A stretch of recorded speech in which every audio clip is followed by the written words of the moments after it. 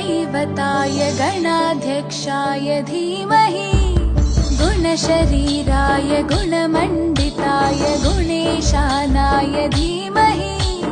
गुणातीताय गुणाधीशाय गुणप्रविष्टाय धीमहि एकदन्ताय वक्रतुण्डाय गौरीतनयाय धीमहि गजेशानाय भालचन्द्राय श्रीगणेशाय धीमहि